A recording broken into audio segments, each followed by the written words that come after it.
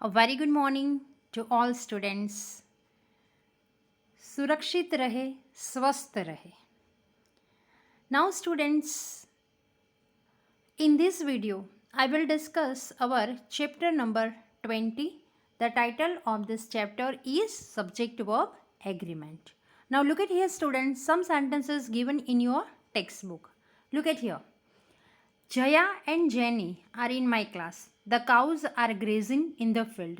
Now in these both sentences you can see students Jaya and Jenny are highlighted and in second sentence the cows are grazing highlighted.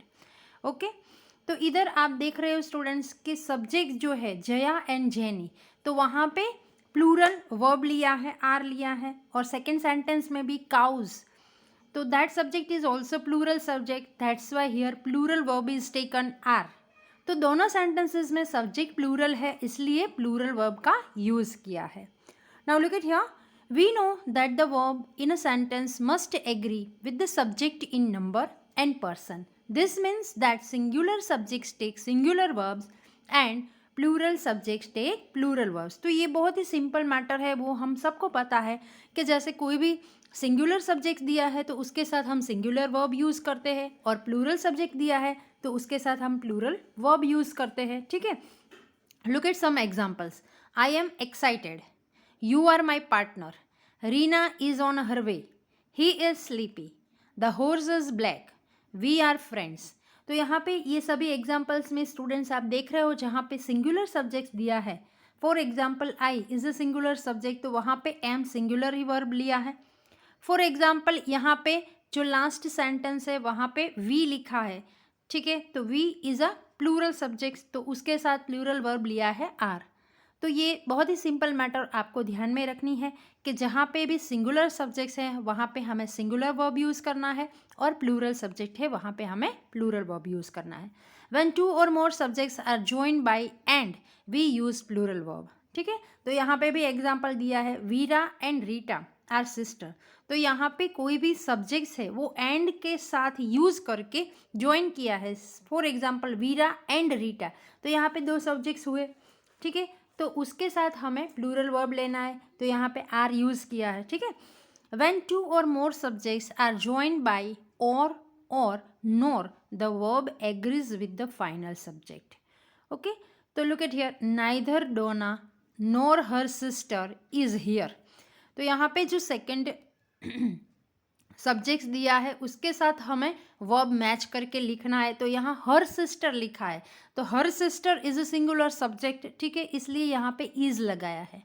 Second neither Dona nor her friends are here. तो यहाँ पे second subjects जो है पहला subjects है वो डोना है और सेकंड है हर फ्रेंड्स. तो यहाँ पे हर फ्रेंड्स है वो प्लूरल है इसलिए यहाँ पे आर प्लूरल वर्ब लगाया है. ठीक है, now look at here. We use singular or plural verbs with the collective nouns depending on their use in the sentences. For example, the audience is limited to 75. तो यहाँ पे bracket में लिखा है the audience seen as a whole. तो यहाँ पे audience को एज ए होल लिया गया है इसलिए यहाँ पे सिंगुलर सब्जेक्ट्स लिखा है is. Second sentence the audience are getting restless. तो सेकेंड सेंटेंस में यहाँ पे audience seen as a collection of individual people. ठीक है, तो यहाँ पे जो ऑडियंस सब्जेक्ट्स लिया गया है वो कलेक्शन दिखाया यानी प्लूरल सब्जेक्ट्स फॉर्म में लिया गया है इसलिए यहाँ पे आर लगाया. ठीक है, we use singular verbs with nouns that took plural in form but are singular in meaning. जैसे कोई कोई ऐसे सिंगुलर वर्ब्स है with nouns look plural in form, लगते हैं कि हमें प्लूरल है but they are actually in a singular in meaning. तो वहाँ पे हमें क्या लिखना है, सिंगुलर वर्ब ही लिखना है. For example the news was interesting. तो यहाँ पे जो न्यूज़ वर्ड है वो आपको लगता है प्लूरल बट मीनिंग में वो उसका मीनिंग सिंगुलर होता है इसलिए यहाँ पे वर्ब सिंगुलर लिखा है वॉज.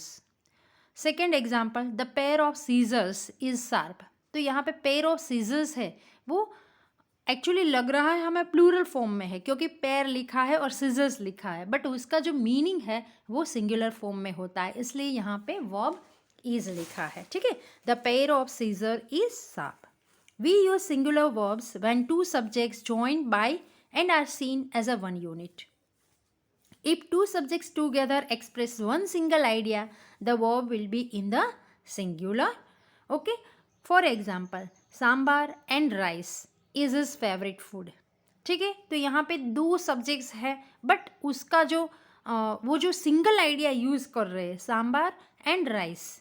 ओके, तो टू सब्जेक्ट्स है together express one single idea, that's why here verb will be in the singular form. तो यहाँ पे इसलिए इज लगाया है. Slow and steady wins the race. ठीक है, तो यहाँ पे प्लूरल सब्जेक्ट्स लगाया है क्योंकि यहाँ पे दो दिख रहा है. Slow and steady wins the race. ठीक है, तो ये सिंपल मैटर्स स्टूडेंट्स आप लोगों को ध्यान में रखनी है. We use singular verbs with a many indefinite pronouns that are singular in form and plural in meaning, such as each, every, someone, no one, anyone, everyone, and so on. तो जैसे कि ऐसे कोई भी वर्ड्स सेंटेंसेस में आते हैं students, ये बहुत ही अच्छे तरह से आपको ध्यान से रीड करना है. और ये वर्ड्स जहाँ पे भी सेंटेंस में आते हैं वहाँ पे हमें कौन सा वर्ब यूज़ करना है. I repeat once again, students.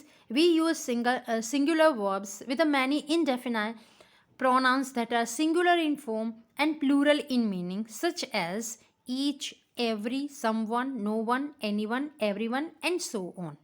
तो यहाँ पे हमें singular verb use करना है. For example, तो ये है एक्चुअली singular verbs. ठीक है, इन सबको हम indefinite pronouns बोलते हैं. They are in singular in form but plural in meaning. जब हम उसका मीनिंग करते हैं तब उसका प्लूरल फॉर्म होता है. तो ऐसे वर्ड्स के साथ हमें सिंगुलर वर्ब यूज़ करना है. Nobody is allowed to stay back after school. Somebody is singing. Everyone is present today. तो ये सभी सेंटेंसेस में सिंगुलर वर्ब इज़ यूज़ किया है. Words like some, any, all, most and so on may be singular or plural depending on their use in a sentence. ठीक है, तो ये सब वर्ड्स है some, any, all, most may be singular or plural depending on their use in sentence. तो उसका use sentence में कैसे किया गया है उसके डिपेंड हमें वर्ब का यूज़ करना है. ठीक है, अगर उसका मीनिंग सिंगुलर में है तो हमें सिंगुलर यूज़ करना है, अगर प्लूरल में है तो प्लूरल फॉर्म हमें वर्ब का यूज़ करना है. They take a singular verb when they refer to one person और ए पार्ट ऑफ समथिंग. तो यहाँ पे एग्जांपल दिया है students. Some of the work is pending. तो यहाँ पे फर्स्ट सेंटेंस में सिंगुलर फॉर्म यूज़ होता है इसलिए यहाँ पे इज वर्ब लगाया है. बट सेम सम का यूज़ दूसरी तरह से भी दिखा है आपको. Some of the students are absent. तो यहाँ पे सम का यूज़ प्लूरल फॉर्म में लिया गया है. स्टूडेंट्स लिखा है इसलिए आर लिखा है वर्ब में. Next, all of the rice is over. तो यहाँ पे सिंगुलर फॉर्म है इसलिए इज़ लगाया है. All of my friends were here. यहाँ पे प्लूरल फॉर्म है. All of my friends means सभी फ्रेंड्स के बारे में बात हो रही है. That's why here verb is plural were. Now see the textual exercise of your text book. Exercise number A. Write the correct forms of the verbs in the brackets to suit the given nouns or pronoun. तो यहाँ पे noun और pronouns दिए हैं students और bracket में verb भी दिए हैं. तो अगर सिंगुलर सब्जेक्ट्स है तो हमें सिंगुलर वर्ब यूज़ करना है. अगर प्लूरल सब्जेक्ट्स है तो हमें प्लूरल फॉर्म यूज़ करना है. ठीक है, यहाँ पे फर्स्ट लिखा है Timothy blank into bracket think. तो फर्स्ट जो सेंटेंस दिया है वहाँ पे क्या दिया है, टिमोथी. ओके, तो ये पर्सन का नेम है इसलिए यहाँ पे ही सी इट के साथ हम वर्ब के साथ एस लगाते हैं इसलिए थिंग्स लिखा है. सेकेंड, तारा ब्लैंक इनटू ब्रैकेट गो. तो यहाँ पे थर्ड पर्सन सिंगुलर है इसलिए हमें गो का क्या लिखना पड़ेगा, goes. Third, Anna and Arnie blank into bracket play. तो यहाँ पे दोनों सब्जेक्ट्स कैसे है, प्लूरल है बट एंड का यूज़ करके लिखा है. ठीक है, इसलिए प्लूरल सब्जेक्ट्स है बट एंड का यूज़ करके लिखा है इसलिए यहाँ पे प्ले ही रहेगा. Number 4, neither George NOR I blank into bracket have. तो हमें पता है आई के साथ हम हैव का ही यूज़ करते हैं. ठीक है, हैज़ का यूज़ नहीं करते हैं इसलिए यहाँ पे हैव लिखा है. Number 5, geography blank into bracket be लिखा है. तो बी का हमें करेक्ट फॉर्म लिखना है. तो geography is a singular subject, that's why here we have to write singular verb, that's why is. Number 6, most of them. तो यहाँ पे मोस्ट ऑफ देम है यूजर, वो प्लूरल फॉर्म में सब्जेक्ट्स दिखाया है और वहाँ पे ब्रैकेट में बी लिखा है. तो यहाँ पे सब्जेक्ट्स प्लूरल फॉर्म में है, इसलिए हमें वर्ब भी प्लूरल फॉर्म में ही डालना पड़ेगा, इसलिए यहाँ पे लिखना क्या पड़ेगा, are. Number 7, everybody into bracket want. ठीक है, तो यहाँ पे वांट का क्या हो जाएगा, वांट्स. ठीक है, और नंबर 8, ईच ऑफ देम. यहाँ पे भी प्लूरल फॉर्म में सब्जेक्ट्स लिया गया है, इसलिए यहाँ लाइक का क्या हो जाएगा, लाइक्स. तो ये बहुत ही ईजी है students. All this verbs answer we have to write on the basis of the given subjects और प्रोनाउन वॉट एवर गिवन. ठीक है, तो I hope students you all of you understood whatever I am discussing with you. Exercise number B, look at here. Complete the sentences with the correct forms of the verbs in the brackets. ये भी उसी तरह की same type की है, आपको subjects ध्यान में रखना है और उसके कंसर्निंग आपको वर्ब ऐड करना है. First sentence, many kinds of trees. यहाँ पे ट्रीज लिखा है तो इनटू ब्रैकेट लिखा है ग्रो. तो ग्रो का क्या रहेगा, ग्रो ही रहेगा. ठीक है, ग्रोज हम नहीं करेंगे क्योंकि वर्ब को एस और ई एस कब लगता है, जब थर्ड पर्सन सिंगुलर यानी ही सी इट सिंगुलर फॉर्म में दिए हैं तो ही हम वर्ब को एस या ई एस लगाते हैं एज पर द रूल्स. तो यहाँ पे ट्रीज है, प्लूरल फॉर्म है, इसलिए ग्रो का ग्रो ही रहेगा. Okay. Number 2, idli and sambar blank into bracket be my favourite food. तो यहाँ पे एंड का यूज करके एज ए सिंगल यूनिट में ये सब्जेक्ट्स का ट्रांसलेशन होता है. आइडिया एक ही है, मीन्स इडली एंड सांबर वो दोनों एक ही है, दो अलग अलग नहीं है. ठीक है, तो सिंगल यूनिट में ये सब्जेक्ट लिया गया है, इसलिए यहाँ पे बी लिखा है. तो बी का जो सिंगुलर फॉर्म वर्ब का है इज, तो वहाँ पे हमें इज लिखना पड़ेगा. Number 3, the girl and her parents blank into bracket want to have ice creams. तो यहाँ पे भी आप देख रहे हो गर्ल एंड हर पेरेंट्स लिखा है. ठीक है, तो ये थर्ड पर्सन सिंगुलर नहीं है, इसलिए यहाँ हम वांट्स नहीं लिखेंगे, बट क्या है, प्लूरल फॉर्म है, सब्जेक्ट का प्लूरल फॉर्म दिया है, इसलिए वर्ब को हम एस और ई एस ऐड नहीं करेंगे, डायरेक्ट वांट का वांट ही लिखेंगे. ठीक है.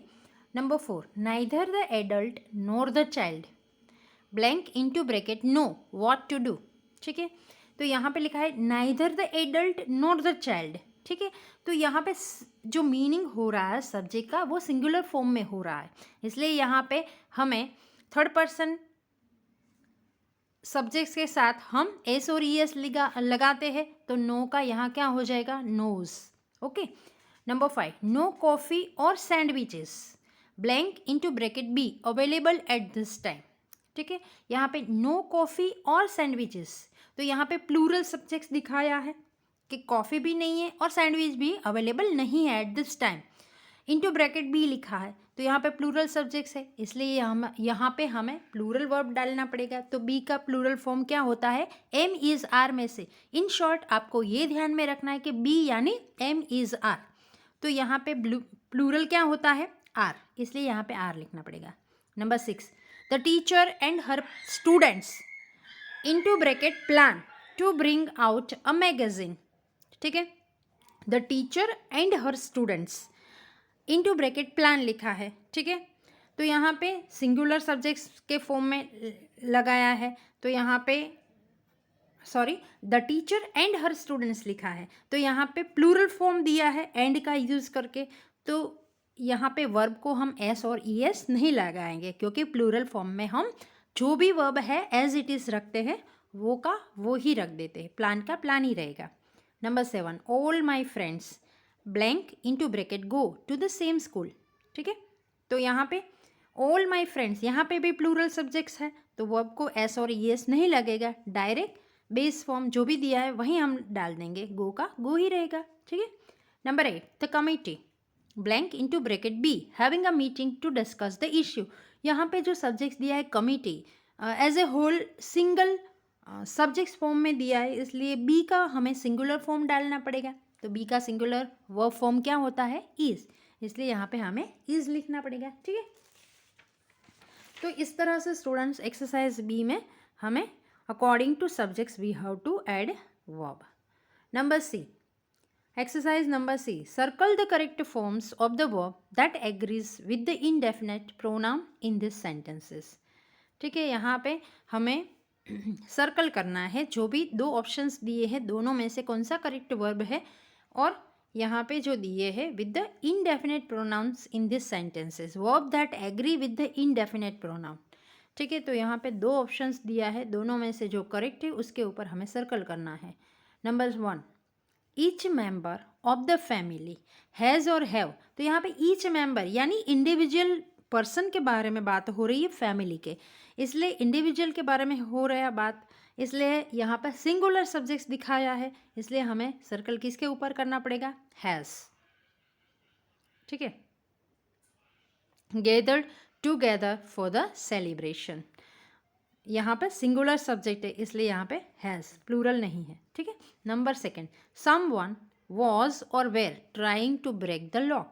यहाँ समवन यानी इंडिविजुअल पर्सन के बारे में बात हो रही है.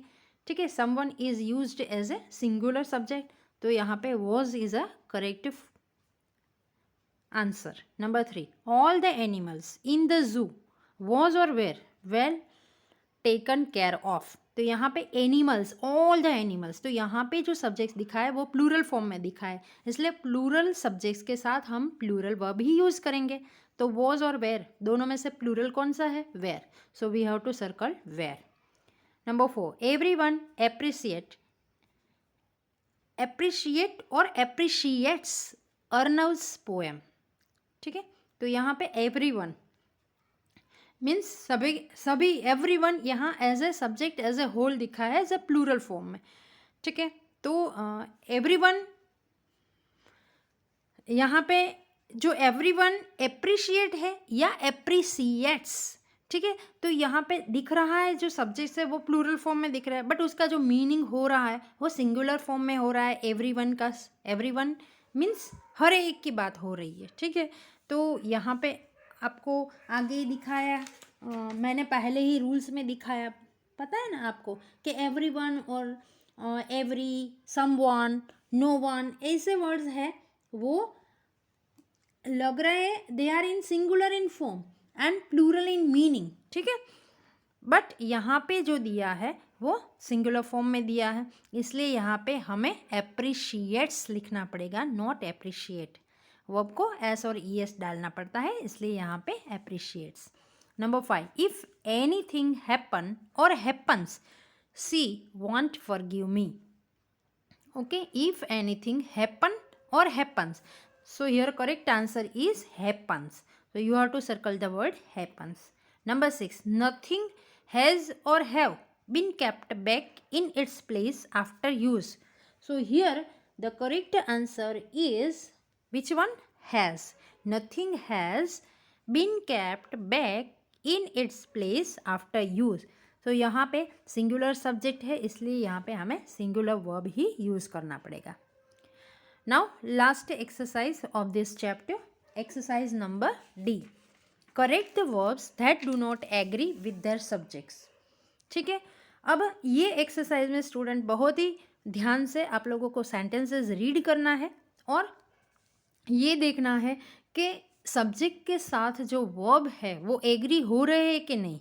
अगर एग्री हो रहे हैं मीन्स सेंटेंस पूरा का पूरा करेक्ट है तो हमें टिक मार्क की साइन करनी है. अगर सेंटेंसेस में हमें कहीं पे भी मिस्टेक लग रही है तो उसको अंडरलाइन करके in the front of the sentence we have to correct. Now look at here, first sentence, one of the lamps were bleating all night. ठीक है, वन ऑफ द लैम्प्स लिखा है यानी कोई एक इंडिविजुअल लैम्प के बारे में, कोई भी एक, ये सब लैम्प में से कोई भी एक लैम्प ब्लीटिंग कर रहा है पूरी नाइट. तो यहाँ पे कोई एक इंडिविजुअल के बारे में बात हो रहा है इसलिए यहाँ वेर लिखा है. So were is a wrong verb, so here were we have to underline and near by the sentence we have to write the correct verb was. ठीक है, हमें सिर्फ वर्ब ही चेंज करना है. ठीक है, don't change subject, keep in your mind. Second, no one wishes to miss the picnic. तो ये पूरे का पूरा सेंटेंसेस है स्टूडेंट्स, वो करेक्ट है, कहीं पे भी मिस्टेक्स नहीं है वर्ब में. पूरा सेंटेंस राइट है, so we don't have to correct anything, you just have to put tick mark sign in your textbook with the help of pencil. Number 3, everyone want to take part in the school play. तो यहाँ पे everyone के साथ लगाया है want. तो want is a wrong verb. So here we have to underline the word want and nearby the sentence which is the correct wants लिखना पड़ता है. ठीक है, everyone wants to take part in the school play. ठीक है, तो यहाँ पे सिंगुलर सब्जेक्ट फॉर्म में एवरीवन यूज़ हुआ है, इसलिए वर्ब को हमें एस या ई एस डालना पड़ता है. तो यहाँ वांट का क्या हो जाएगा, wants. Number 4, anyone who wish to participate will have to fill out the form. तो यहाँ पे भी एनीवन लिखा है. ठीक है, तो यहाँ पे भी जो सब्जेक्ट्स दिया है वो सिंगुलर फॉर्म में है, तो यहाँ विश का क्या हो जाएगा, wishes. So you have to underline the word wish and near by the sentence you have to write wishes. ठीक है. Number 5, something is wrong with the washing machine. So in these sentences, students, you can see the sentence is appropriate, no any mistakes. So nearby the sentence, you have to put tick mark sign. Number 6, does anyone knows how to make apple sauce? Okay, now anyone लिखा है, तो anyone के साथ यहाँ पे knows लिखा है, so that's a mistake. So you have to underline the word knows and which is the correct verb, know. Only know you have to write. ठीक है, because any one is a used in a form और as a plural form, तो यहाँ पे know ही आएगा, not knows. Number 7, someone have left the light on. ठीक है, I repeat once again students, sentence number 7, someone have left the light on. तो यहाँ पे सम वन यानी इंडिविजुअल कोई पर्सन के बारे में बात हो रहा है, यानी सिंगुलर सब्जेक्ट है, बट यहाँ पे लगाया है have. So you have to underline the word have and near by the sentence you have to write has.